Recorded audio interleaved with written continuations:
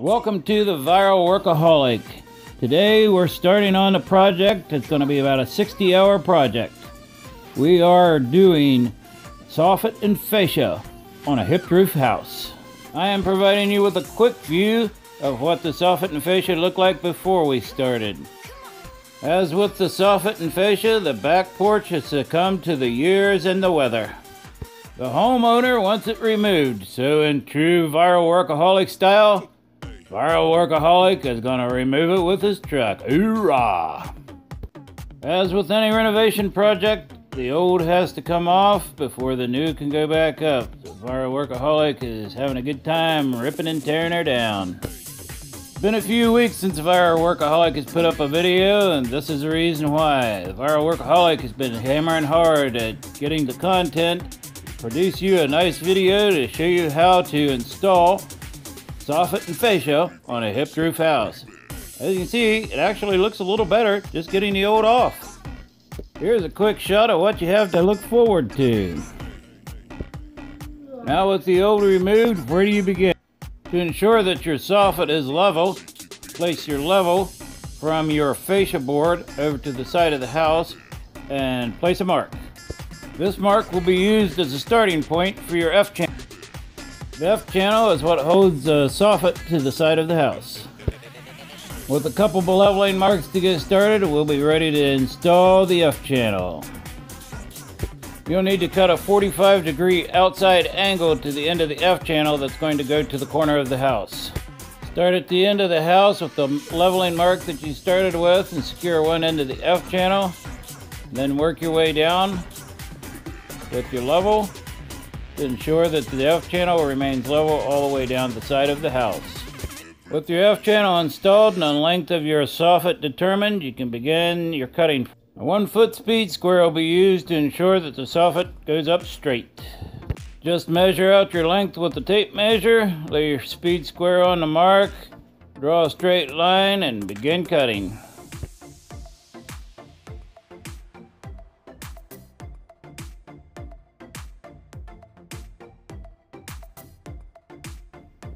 I'll be using a 6-inch pair of siding shears to make the cuts more efficient and quicker. Your first piece is the most critical piece. If you get it straight and square with the house, every piece afterwards will follow. So I'm going to use my speed square once again to place it against the side of the house to make sure that my first piece is square with the house. Make sure that the locking edge of the soffit is facing you so that every piece afterwards can slide right into the lock. The locking edge also provides screw holes so that you can screw the soffit to the structure. Once you get the first piece squared off and properly installed, the rest of the process is relatively simple. You just slide it into the lock, slide it into the F channel, and screw it off at the end. We were fortunate on this side of the house that the fascia board had been recently replaced. We had to install new wood on the soffit on the rest of the house. You can work your way around inside and continue on with the process. What makes a hipped roof house a little more challenging on installing soffit and fascia is that there are no gabled ends. So each corner has to be miter cut. We had a special order from our local home improvement store, a T-channel for the corners. The T-channel provides a finished edge for the miter cuts on your corners. I like to run a soffit out to the edge and then place a board or a straight edge from corner to corner so that I can mark out the exact 45-degree angle for the corner. This will ensure that each corner looks perfect even if the roof line is off a little bit. With your lines drawn, you can remove the soffit. Make your cuts according to the lines.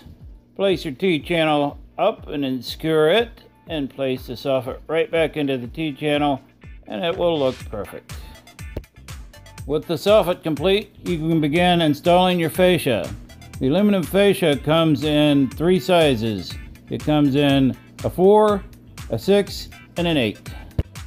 With the new soffit, we now need a 4.5, so we had to buy the 6 and cut it down to 4.5. I've marked the piece I'm going to be installing at 4.5. I'm using the newer piece, a 6-inch piece, as a straight edge to place a pencil mark on the one I'm going to be cutting. Cutting is relatively simple. Once I have my mark, I'm going to use my utility knife to score the thin, soft aluminum. Once I've scored it with my utility knife, then I can just simply break it apart.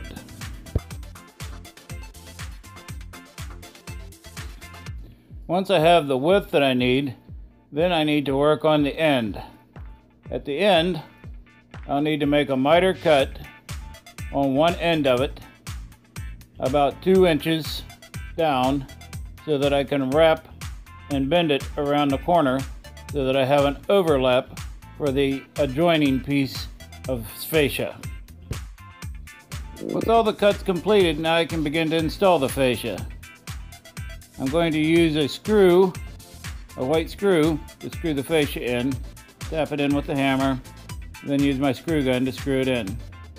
On the next piece of fascia that I put up, I'm going to cut the bottom lip off about 1 inch so that the face of the fascia can slide up underneath of the existing one to give a nice finished overlap. Once that is complete, this is what we have. This is what it looks like. Beautiful, isn't it? A quick before, and now after. If you like this transformation, smash that thumbs up button. You want to see more videos where we transform the ugly into the beautiful, hit the subscribe button and hit that notification bell. Viral Workaholic is working on the transformation of a front porch and putting on a deck. Stay tuned for that one. And one more before, and one more after.